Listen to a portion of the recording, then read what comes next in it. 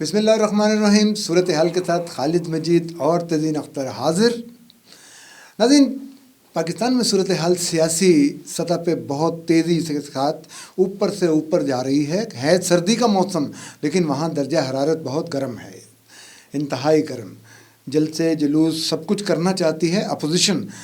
Government چاہتی ہے کہ یہ سب کچھ نہ ہو، اور انہوں نے کرونا کو زیادہ اچھال دیا ہے کہ جی کرونا کرونا کرونا، اور اس کی وجہ سے اگر لوگ متاثر ہوں گے تو ذمہ دار اپوزیشن ہوگی.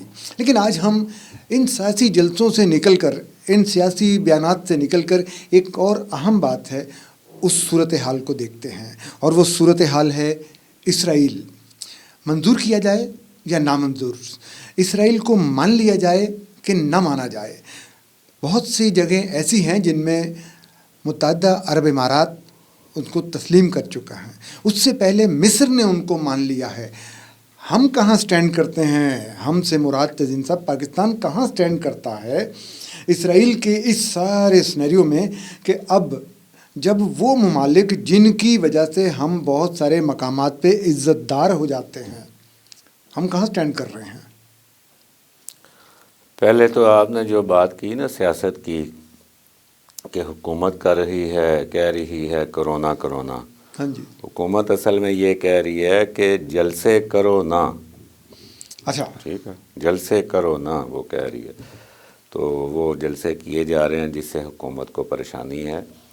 اسرائیل کے اوپر ہم کہاں سٹینڈ کرتے ہیں، وہ 2-3 سٹیٹمنٹ گزشتہ ہفتے آ چکے ہیں، جس میں وزیر اعظم عمران خان نے ریکارڈ پہ بھی کہا ہے کہ ہم نہیں تسلیم کریں گے اسرائیل کو جب تک فلسطین ایک آزاد ریاست کا قیام عمل میں نہیں آ جاتا.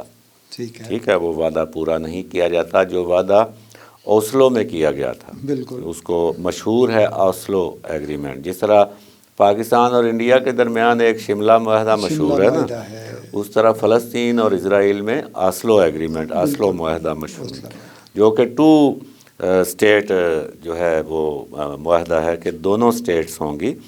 فلسطین کی اپنی اسٹیٹ ہوگی اور اسرائیل کی اپنی اسٹیٹ ہوگی.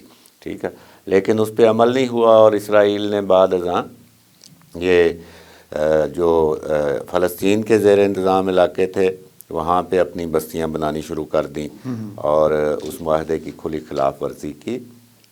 تو اس کے بعد کے حالات سب کے سامنے ہیں. پاکستان کہاں سٹینڈ کرتا ہے، جب کہ یو اے ای نے اور بحرین نے حالیہ مان لیا اور مصر نے پہلے مانا ہوا ہے. ہم اس پہ بات کریں گے. پہلے تو ہم یہ بات ہمیں کرنی چاہیے، کیونکہ میں جب گفتگو کرتا ہوں تو میری کوشش ہوتی ہے کہ بیسک کنسیپٹ کلیئر کیے جائیں.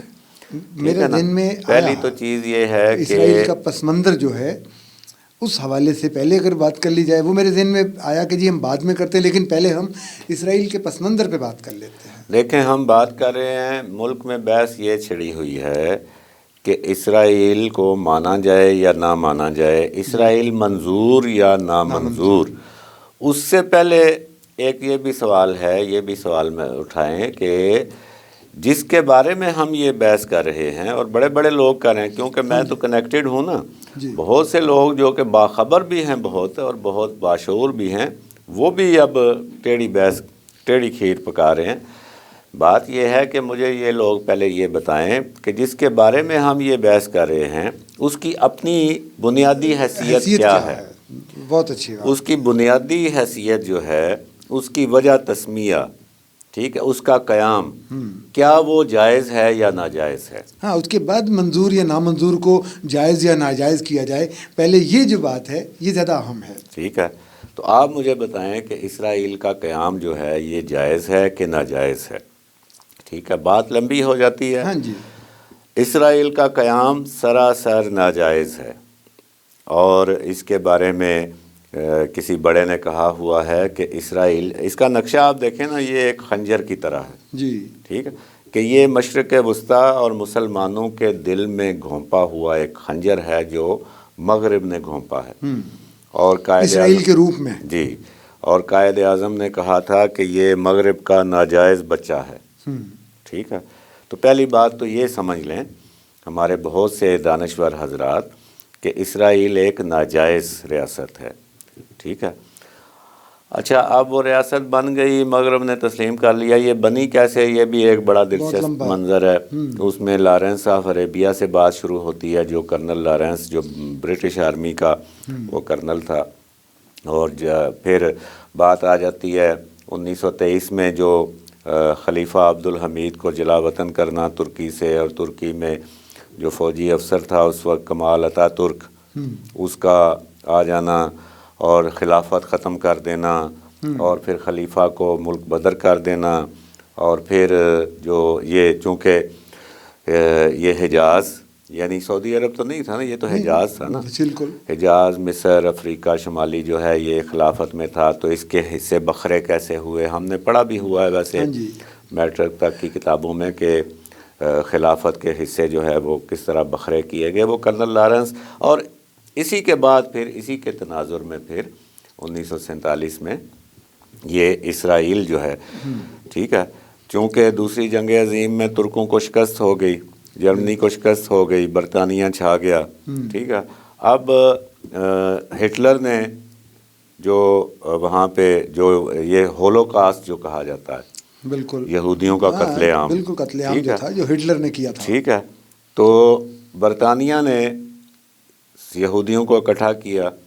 مقصد کیا تھا بیسیکلی کہ جو خلافت ہے، مسلمانوں کی خلافت جو وہ جیسی بھی تھی اس وقت، لیکن وہ ایک مرکزیت تھی، اس کو ختم کرنا ہے. جب تک اس کو ختم نہیں کرتے تب تک بات نہیں بنتی.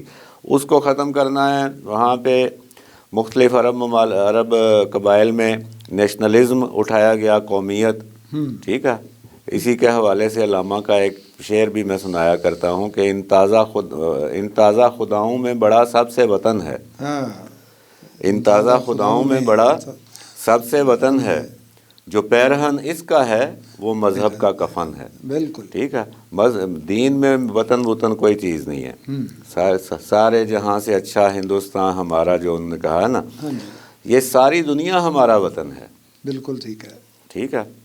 اچھا تو پہلے وہ حصے بکھرے کیے، چھوٹے چھوٹے ملک بنائے. ابھی بھی آپ مڈل ایسٹ کا نقشہ دیکھیں تو ایسے لگتا ہے پیمانہ رکھ کے، اسکیل رکھ کے تو لائنیں کھینچی گئی ہیں. ٹھیک ہے. تو اسی میں پھر یہ فلسطین کو توڑ کے یہاں پہ یہودی لا کے بسائے گئے اور اسرائیل کی ریاست بنائی گئی، جس کے بارے میں پھر قائد اعظم نے کہا یہ ناجائز ریاست ہے. تو ایک تو یہ پس منظر ہے.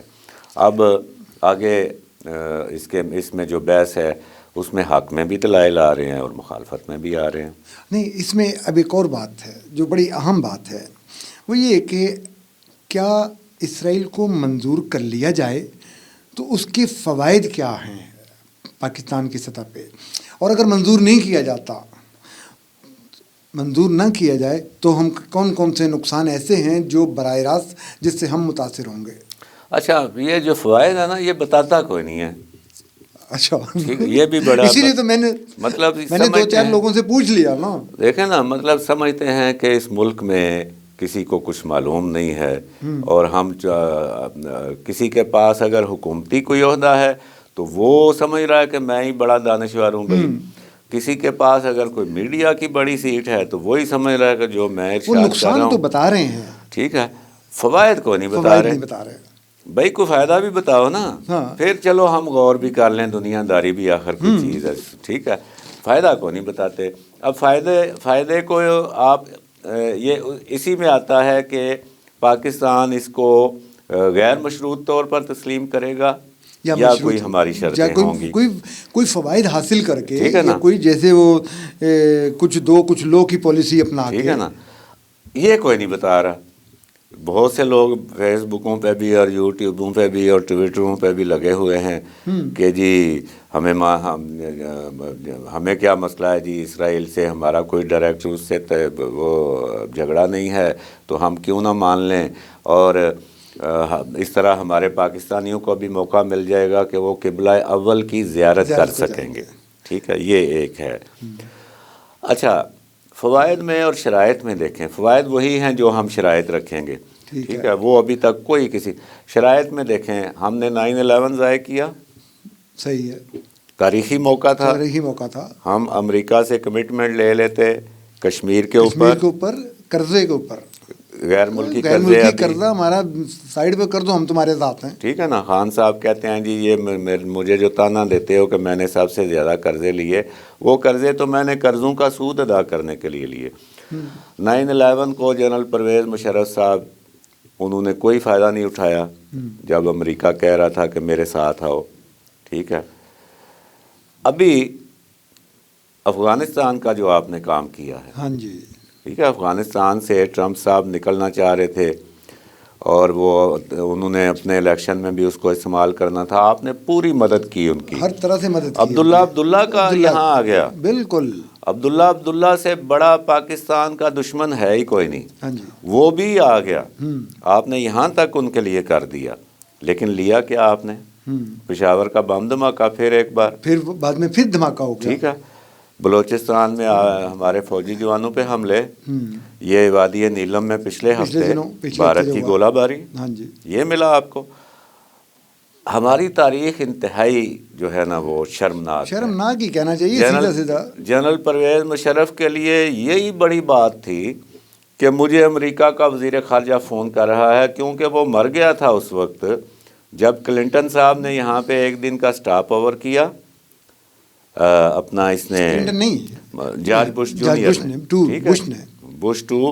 بش جونیئر جو ہے اس نے ایک دن کا سٹاپ اوور کیا اور اس نے کہا کہ میں ان سے نہیں ملوں گا. بالکل. ٹھیک ہے. کلنٹن کا بھی یہ ہوا تھا، کلنٹن بھی آیا تھا کہ میں ڈکٹیٹر سے، یہ کلنٹن کا ہے.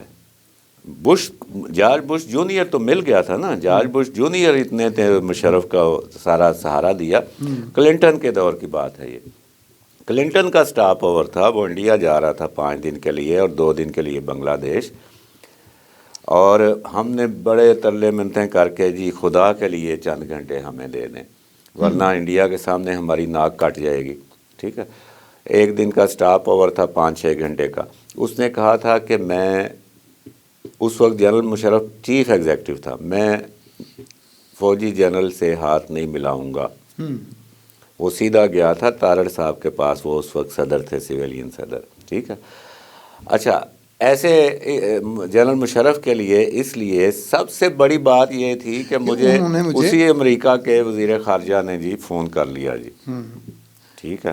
اور اس ایک فون کال پہ جناب انہوں نے کہا جی یہ بھی لے لو، یہ بھی لے لو، یہ بھی لے لو، تو یہ بھی لے ٹھیک ہے. لو. اس پہ پھر بعد میں امریکیوں نے ہی لکھا.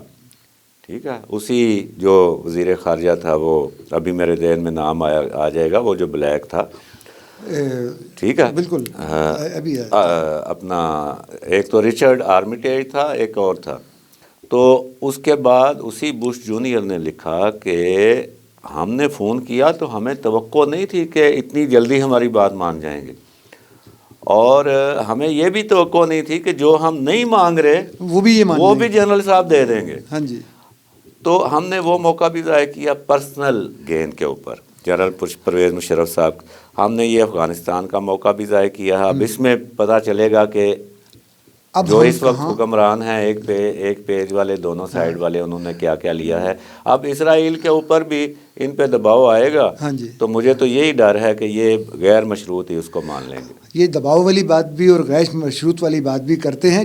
ناظرین چھوٹی سی بریک لیتے ہیں، دیکھتے رہیے صورتحال خالد مجید اور تزین اختر کے ساتھ.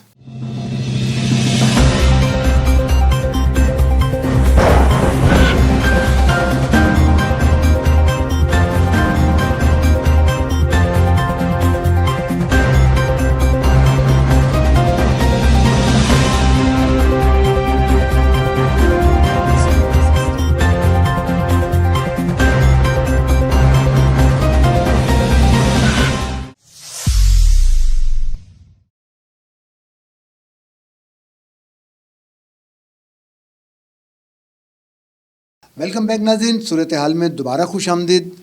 خالد مجید اور تزین اختر حاضر. بات آپ نے مشروط اور غیر مشروط والی کی ہے. یہ بڑی اہم بات ہے کہ جی ہم اگر چیز مان جاتے ہیں تو جیسے ہم پچھلے ہمارا کارنامے ہیں کہ بس ٹھیک ہے یار دے دو، جو منگ دینے دیو جی. ایک یہ ہے، اور ایک یہ ہے کہ نہیں گیو اینڈ ٹیک کریں گے. یا کہ جی دو ہمارے سب سے بڑے 2 ایشو ہیں نا. کشمیر کا مسئلہ حل کر دو، اپنی قراردادوں کی روشنی میں، اور دوسرا جو ہمارا بیرونی قرضہ ہے سارا یار اس کو ختم کر دو. صحیح ہے. فرض کرتے ہیں اس نقطے کو مد نظر رکھتے ہوئے ہم فرض کر لیتے ہیں کہ اگر بامر مجبوری کہیں نہ کہیں سے وہ کال کہاں سے آ سکتی ہیں وہ ہم بعد میں بات کرتے ہیں، بامر مجبوری ہمیں ہاں کرنی پڑتی ہے، منظور کرنا پڑتا ہے، تو ہمیں کن کن باتوں کا خیال رکھنا پڑ سکتا ہے یا رکھنا چاہیے؟ ٹھیک ہے. اچھا، یہ ایک تو یہ بات ہو گئی کہ ماضی میں جتنے ہمیں تاریخی موقع ملے اس میں وقت کے حکمرانوں نے ذاتی مفاد لے لیے اور پاکستان کے لیے کوئی فائدہ نہیں اٹھایا. اب یہ ایک اور معاملہ آیا ہے اسرائیل کا، تو اس میں ہمیں اگر کرنا پڑے تو یہ غیر مشروط نہیں ہونا چاہیے. آپ کی بات کا یہ ہے مطلب کہ غیر مشروط نہیں ہونا چاہیے. اب اس میں مشروط میں بھی آپ نے بات کر دی ہے کہ کشمیر اور غیر ملکی قرضہ ہونا چاہیے. اچھا، اس کے بعد پھر یہ ہے کہ جب ہم مان لیتے ہیں جی تو جو اچھا اس میں ایک اور تھوڑی سی بات میں کر کے پھر ادھر آ جاتا ہوں کہ جو حق میں دلائل ہیں، جی ٹھیک ہے نا. قبلہ اول کی بات ہوئی کہ اس کی ہم زیارت نہیں کر سکتے. ٹھیک ہے. بات یہ ہے کہ ابھی تو ملینز آف پاکستانی جو ہیں وہ تو موجودہ جو قبلہ ہے اس کی نہیں کر سکتے. بھائی آپ نے 5 لاکھ روپے کا حج کر دیا ہے. ہاں جی ٹھیک ہے، دن بدن آپ مہنگا کر رہے ہیں اور لہٰذا جو موجودہ ہے اس کی نہیں ہم کروڑوں مسلمان پاکستان کے نہیں کر سکتے. تو قبلہ اول جو ہے جس کو ممنوع رسالت مآب نے ممنوع کر دیا کہ یہ منہ پھیر لیا جائے، ٹھیک ہے نا، وہ تو بات کی بات ہے. اچھا، دوسری بات یہ ہے کہ آپ مان جاتے ہیں تو آپ کو کیا فوائد جو دلائل میں آتا ہے وہ کہتے ہیں جی انڈیا کے ساتھ آپ کا انڈیا ظلم ڈھا رہا ہے نا مقبوضہ کشمیر میں، تو اس کے ساتھ آپ نے رکھے ہوئے ہیں، اسرائیل کے ساتھ نہیں رکھے ہوئے. یہ بالکل ایک سادہ سی بات ہے، میں جاہلانہ کا لفظ نہیں استعمال کرنا چاہتا. بھائی انڈیا جو ہے وہ ہمارے ساتھ آزاد ہوا، ٹھیک ہے، ہم ایک خطہ تھے، ہمارے ان کے ساتھ 1000 معاملات ہیں، اس وقت بھی تھے، ابھی بھی ہیں. اور یہ آپ کو پتہ ہی نہیں ہے کہ 1955 تک تو آپ کا جو آئین تھا وہ ایک ہی تھا دونوں کا، ٹھیک ہے، اور آپ ڈومینیکن ریپبلک تھے اسی برطانیہ کی.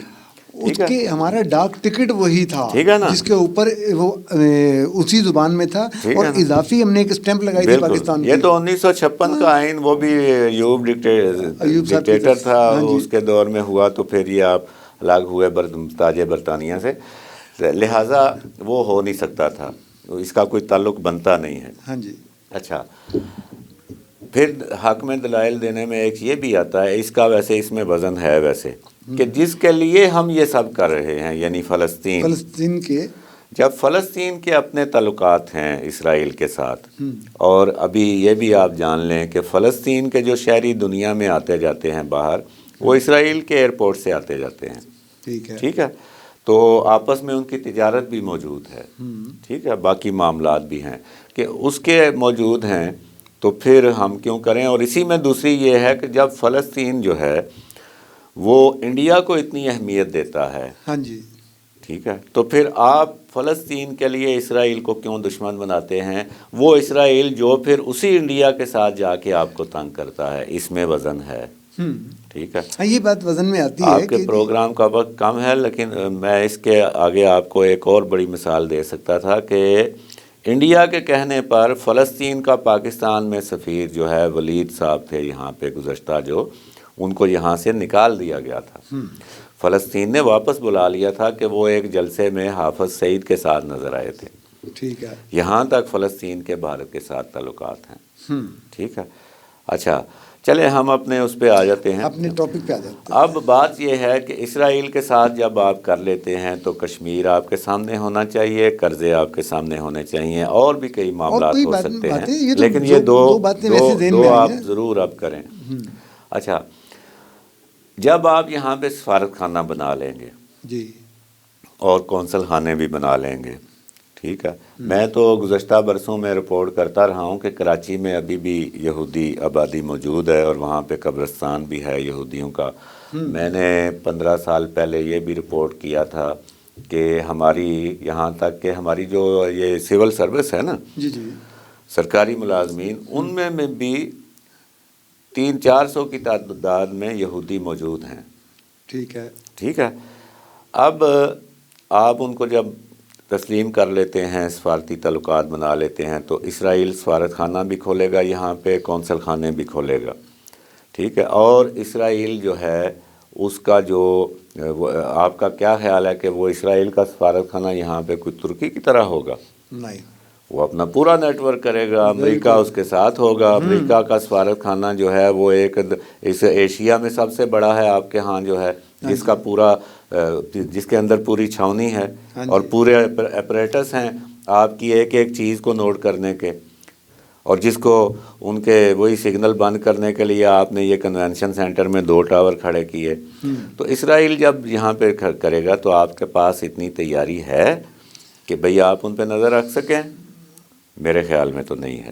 اور ابھی آپ کل کا واقعی دیکھ لیں، تہران میں انہوں نے ان کے سائنسدان جو فخری زادے ہیں، جو لیڈنگ ان کے نیوکلیئر پروگرام کے ہیں، ان کو تہران کے نواح میں ان کو قتل کر دیا، اور اسرائیل کا نام آ رہا ہے. وزیر خارجہ جو جواد ظریف ہیں، انہوں نے 2 ٹوک انداز میں اور بڑے تیقن کے ساتھ کہا ہے کہ اسرائیل کا ہاتھ ہے اس میں.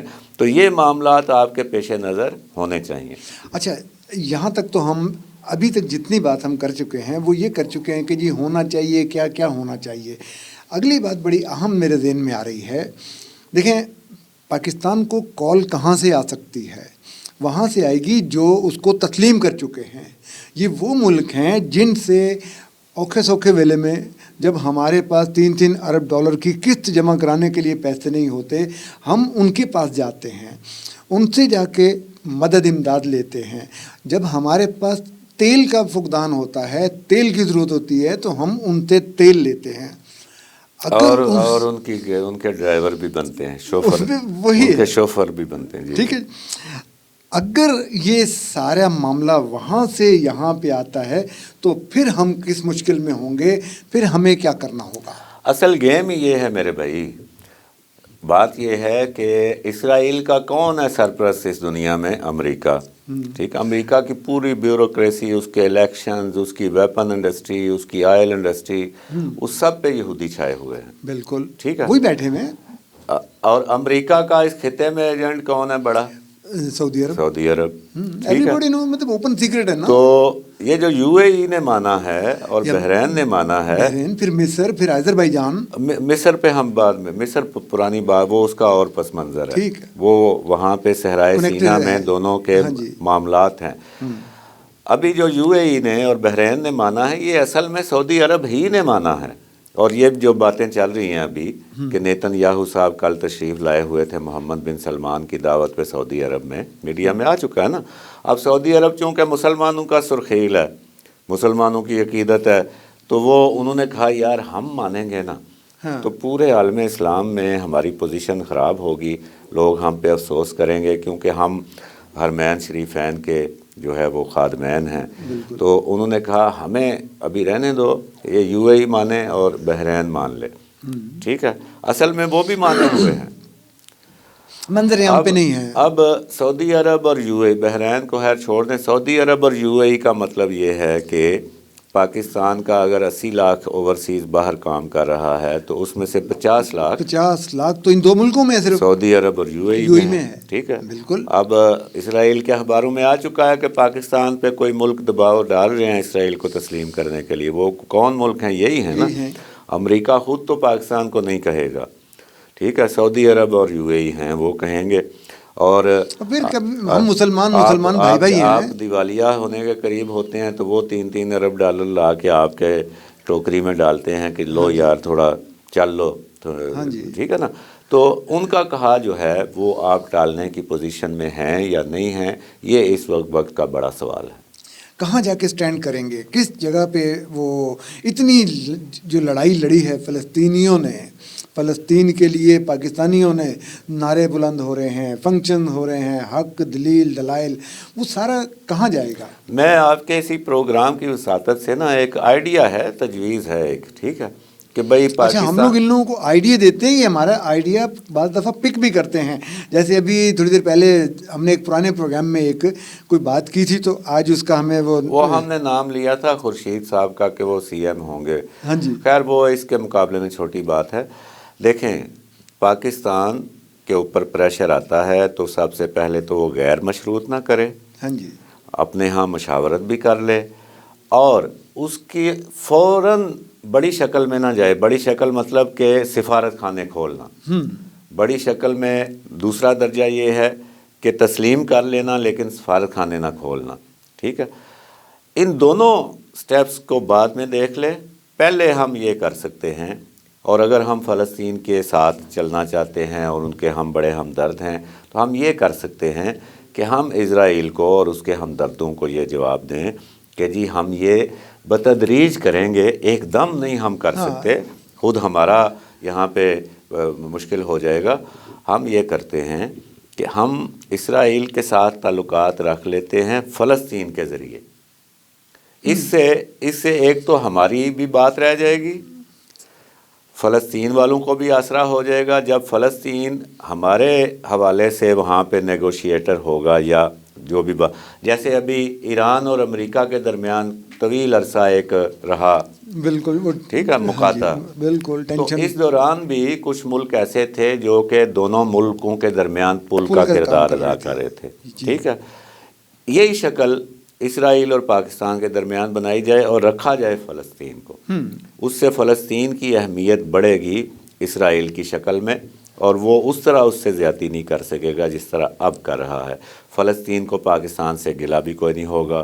پاکستان میں جو ہنگامے اور احتجاج ہے اس کی شدت میں بھی کمی آ جائے گی، بلکہ شاید وہ نہ ہی ہوں. تو یہ ایک شکل ہو سکتی ہے کہ آپ پہلے درجے کے رکھ لیں کہ جی ہم آپ کے ساتھ تعلقات کر لیتے ہیں، لیکن سفارت خانہ بہت آگے کی بات ہے اور ریکگنیشن بہت آگے کی بات ہے. ابھی ہم پہلے مرحلے پہ آپ کے ساتھ بات چیت اور ملنا جلنا کر لیتے ہیں، لیکن بذریعہ فلسطین. کیونکہ ناظرین یہاں پہ صورتحال یہ ہے کہ چیں کرو یا پیں، ماننا تو ہے کبھی نہ کبھی. کیونکہ ہمارے جو ہم پہ بوجھ ڈالنے والے ہیں، جو ہم سے منوانے والے ہیں، ہم ان کے سامنے ہمیشہ سر جھکا کے گئے ہیں. کیونکہ جب ملک دیوالیہ ہونے کے قریب ہوتا ہے تو اس وقت وہ ہمیں سہارا دیتے ہیں. حالات گمبھیر ہیں، صورتحال نازک ہے. اس نازک صورتحال سے ہم کیسے نکلتے ہیں، پاکستان کیسے سرخرو ہوتا ہے، خدا کرے کہ ہم آنے والے وقت میں بہت اچھے طریقے سے یہاں سے نکل سکیں. خالد مجید اور تزین اختر کو دیجیے اجازت. اللہ حافظ.